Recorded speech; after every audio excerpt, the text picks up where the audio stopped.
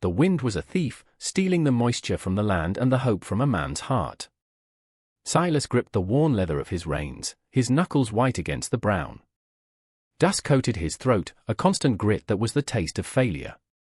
His ranch was dying, acre by thirsty acre, and he was dying with it, a slow, solitary decay under the unforgiving sun. It was in this haze of dust and despair that he saw it, a small, crumpled shape near a ridge of sun-baked rock. At first, he thought it was a discarded sack, another piece of trash blown in from a world that had forgotten this place. But then, it moved. A flicker of motion, weak and desperate. Silas dismounted, his boots sinking into the fine, red powder. The silence of the plains was absolute, broken only by the whisper of the wind and the pounding in his own chest. As he drew closer, the shape resolved into a girl, no older than 10, her face streaked with dirt and tears, her dress a tattered rag. One leg was bent at an angle that screamed of unnatural, brutal force. The other was twisted beneath her, swollen and purple. Her eyes, wide with terror and pain, fixed on him. They were the eyes of a cornered animal, expecting another blow. He had seen eyes like that once before, in the reflection of a shattered mirror, the day he buried his wife and son. The memory was a ghost limb, an ache that never faded. He knelt, his movement slow, deliberate. He held up his empty hands. "I'm not going to hurt you," he said, his voice a rasp. The girl flinched, a small, wounded sound escaping her lips. "He left me," she whispered, her voice thin as a spider's thread. Said I was a burden. Silas's jaw tightened. A cold fury, an emotion he hadn't felt in years, began to smolder in the barren landscape of his soul. He looked at her broken limbs, the clear imprint of a man's boot in the dust nearby, and he understood. This wasn't just abandonment. This was a discarding. She was a broken thing, left for the coyotes and the buzzards. He gently reached out, his calloused fingers barely brushing her arm. "What's your name?" She hesitated, a lifetime of mistrust in the pause. "Elara," he gave a slow nod, his gaze meeting hers, holding it. In that moment, something shifted within him. The wall of grief and isolation he had built around his heart for 5 long years developed a crack. Through it, a dangerous light shone. "Well, Elara," Silas said, his voice finding a strength he thought long gone as he carefully gathered her into his arms. "The man who did this was wrong. You're not a burden." He stood, the girl's small weight a shock of responsibility. Her head rested against his chest, a fragile trust offered in the face of absolute ruin. "You're safe now." The town of Redemption was a place that had long forgotten its name. It was a town run not by law, but by a man named Judge Thorne. He wasn't a real judge, appointed by any governor or voted in by any citizen. He had simply bought the bank, the saloon, and the land office, and in doing so, had bought the town's future. His justice was the cold calculus of profit and loss. When Silas rode into town with the injured girl in his arms, Thorne was the first man to block his path. He stood on the boardwalk in front of the general store, a thick cigar clamped in his teeth, his vest stretched tight over a prosperous belly. His smile was a weapon, something that always preceded bad things for other people. "Silas," Thorne boomed, his voice dripping with false concern that fooled nobody. "What stray have you picked up now?" The last one had mange. A few of his cronies chuckled. Silas ignored them, his focus on the door to Doc Miller's office.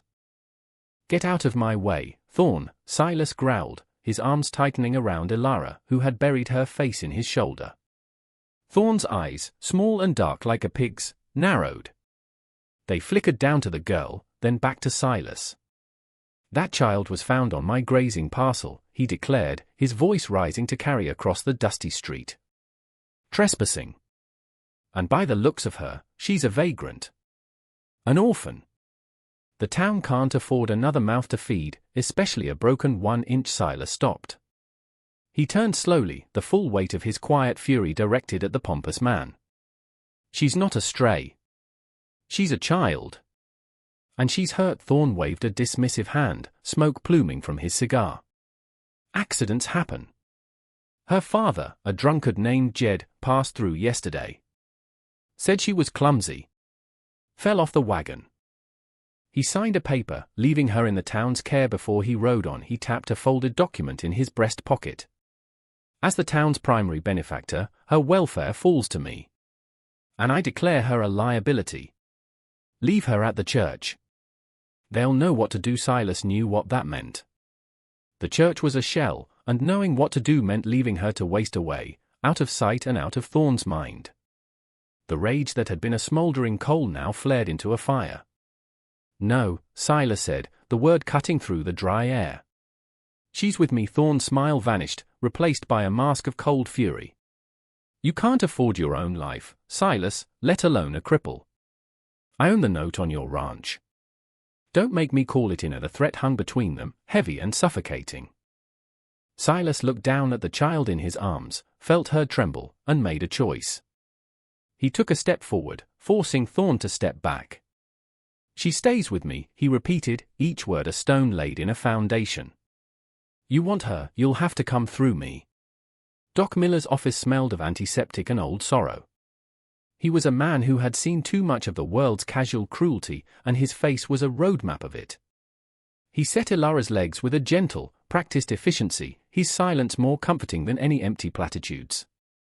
Silas stood watch by the window, his gaze fixed on the street, watching Thorn stew in front of the saloon.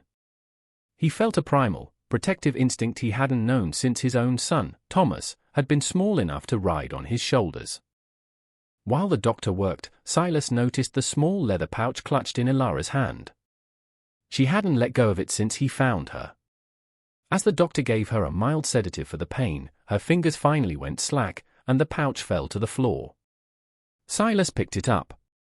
It was worn, the leather softened by years of handling. He expected to find a coin, a rock, a child's treasure. Instead, his fingers brushed against folded, stiff paper. He pulled it out. It wasn't a child's drawing. It was a deed. A legal, stamped, and sealed deed to a 40-acre plot of land bordering the northern edge of his own failing ranch. The name on the deed was Jedediah Miller, Ilara's father. But it was the description of the plot that made Silas's blood run cold. It mentioned a landmark he'd never heard of, Whispering Spring, a spring. On land everyone thought was as dry as bone.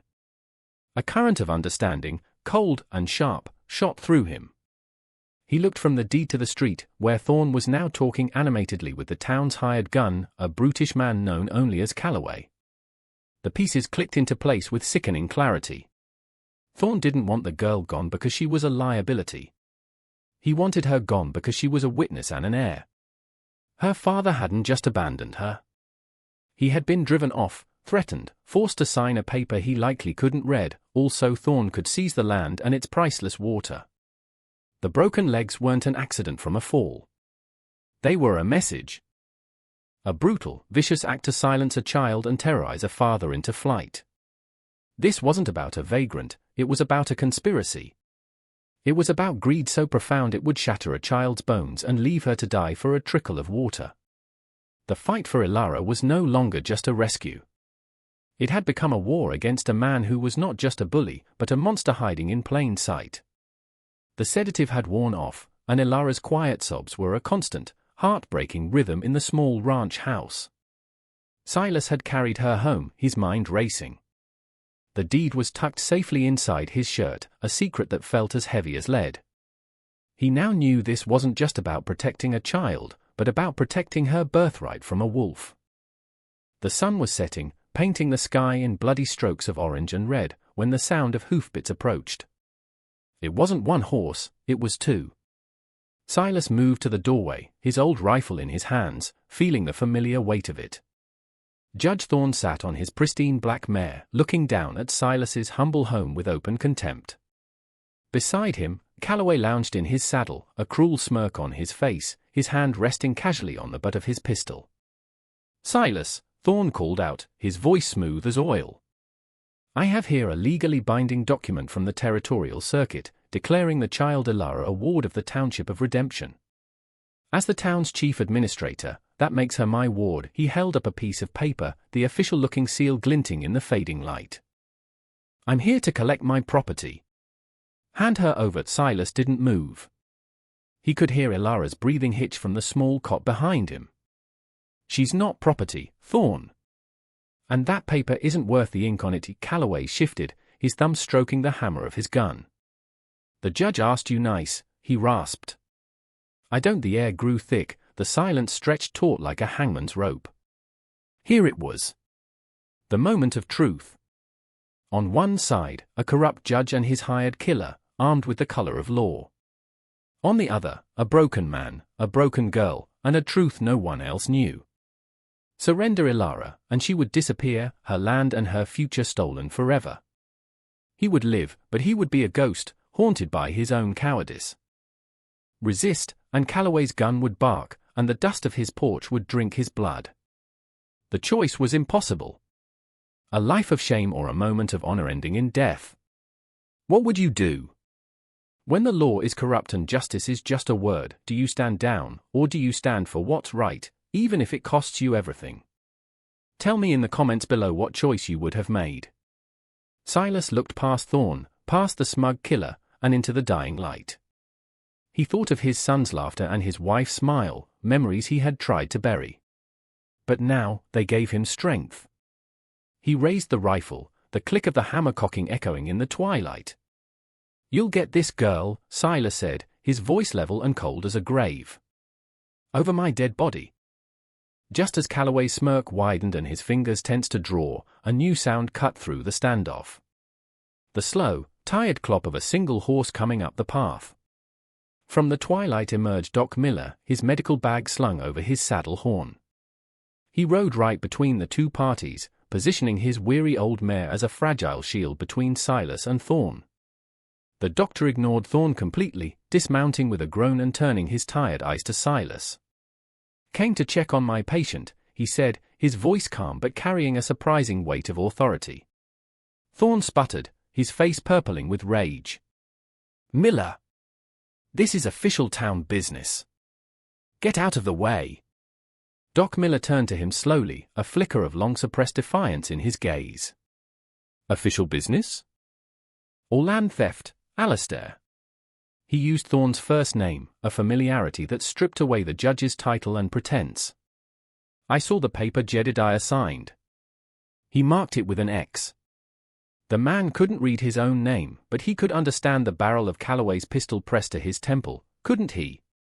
The accusation, spoken so plainly, hung in the air like smoke.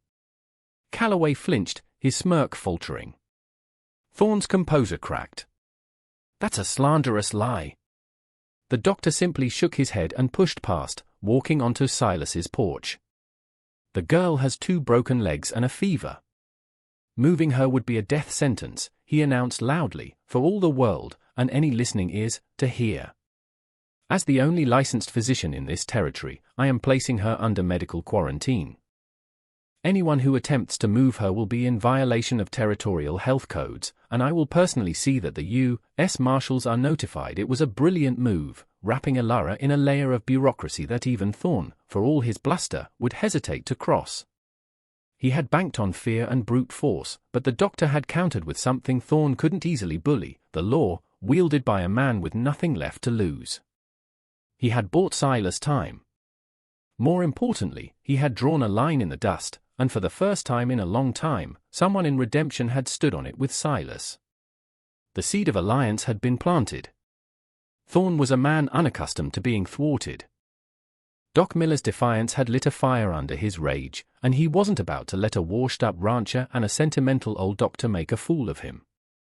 The next morning, he made his next move, not with guns, but with paper.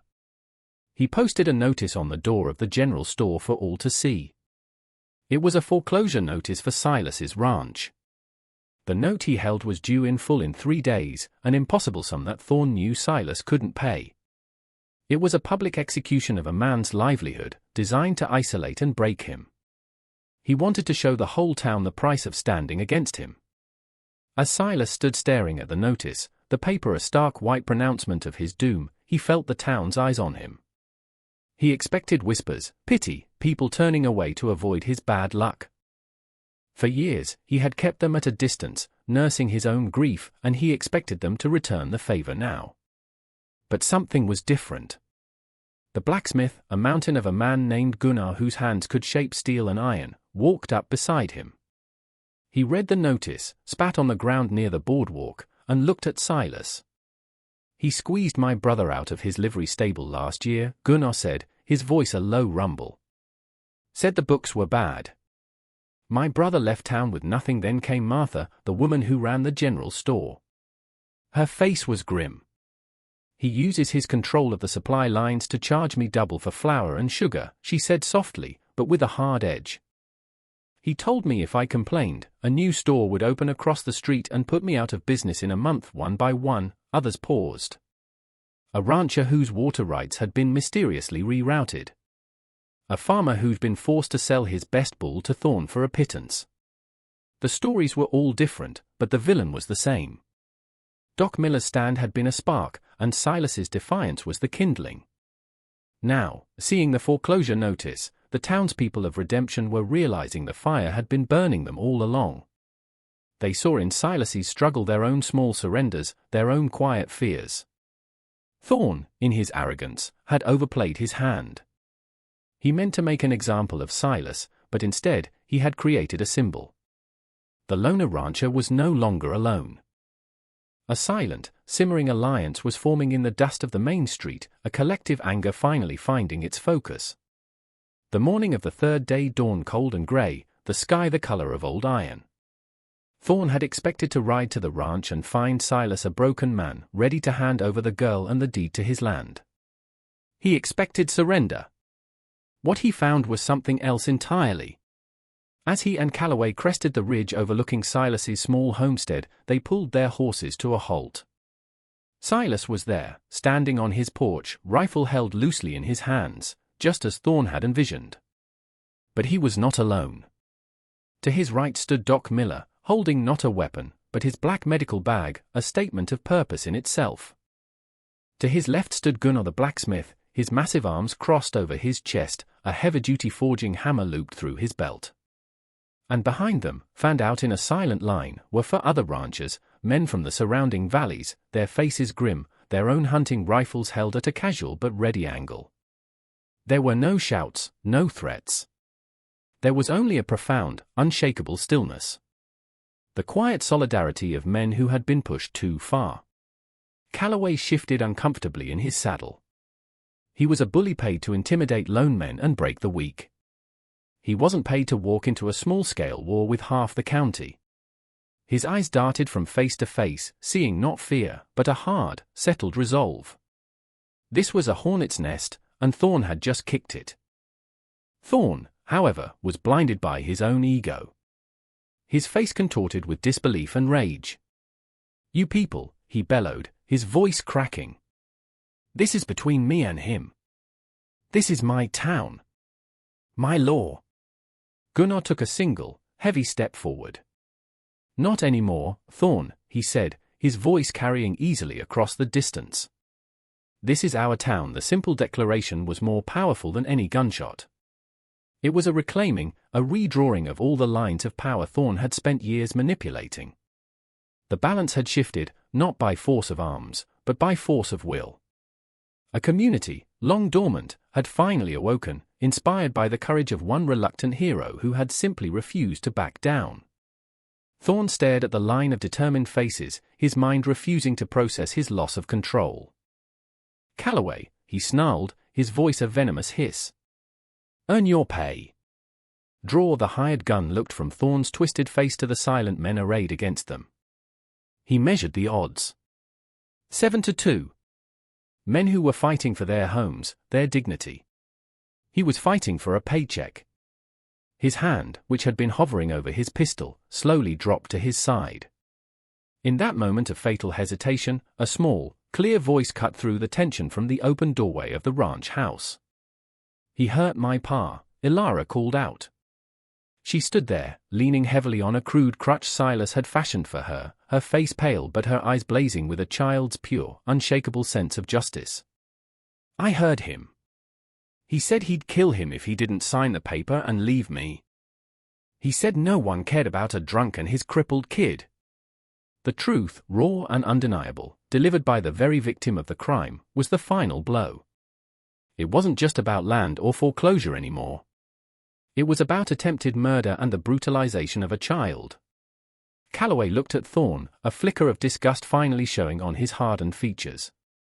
He slowly unbuckled his gun belt and let it fall into the dust. "I'm done," he said, turning his horse and riding away without a backward glance. Thorne was left utterly alone, stripped of his hired muscle, his legal authority, and his terrifying aura. He was just a fat, greedy man on a horse, exposed and powerless. The ranchers didn't move. They just watched him, their silence his judgment.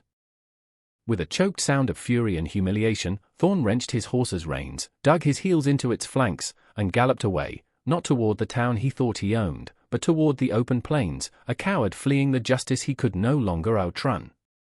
Silas lowered his rifle, the tension draining out of him. He looked at Gunnar, at the doctor, at the other men who had stood with him. A quiet nod passed between them, an understanding deeper than words. Good had not triumphed with a blaze of gunfire, but with the steady light of shared courage. 6 months later, the sun felt different on Silas's land. It felt like a promise, not a threat. The whispering spring, once a secret on a piece of paper, now bubbled to life, feeding a small, steady creek that snaked through Silas's pastures and onto the lands of his neighbors. They had formed a cooperative, sharing the water that Thorne had tried to hoard. The land, once parched and brown, was now showing vibrant patches of green. His ranch was alive again, and so was he. Ilara's legs had healed. She walked with a limp that the doctor said would always be with her, a physical reminder of her past. But her spirit was whole. The terror in her eyes was gone, replaced by the mischievous glint of a child who knew she was home. She called him Sai, not father, not uncle, but something that was uniquely theirs. She followed him everywhere, her laughter filling the silences he had once cherished. He had taught her to read using the old Bible his wife had left behind, and she, in turn, had taught him how to hope again. The town of redemption was slowly living up to its name. With Thorne gone, the fear that had choked the community had lifted. People talked more freely. They helped each other more readily. Gunnar was running the livery again, Martha's store was thriving, and the town council was made up of ranchers and storekeepers, not one man's puppets. The moral of the story was as clear as the water from Ilara's spring. True strength is not found in walls of isolation, but in the bridges we build to one another. Courage is a fire, one spark can ignite a whole forest of souls who have grown cold and dark. Silas had set out only to save one lost child, but in doing so, he had saved himself and redeemed an entire town. He had learned that a home is not just a plot of land or a roof over your head.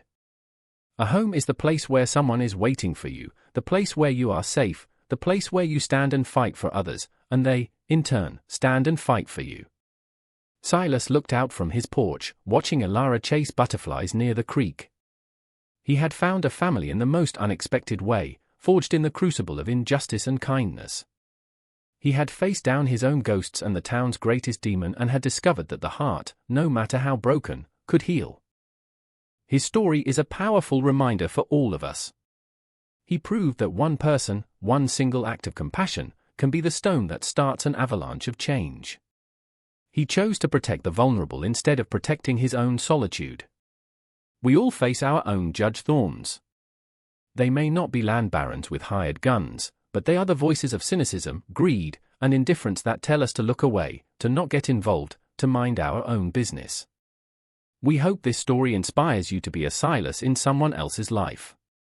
To be the one who stops, who helps, who says, "You're safe now." If you were moved by Silas and Ilara's journey to redemption, please subscribe to our channel for more tales of courage that will restore your faith in humanity.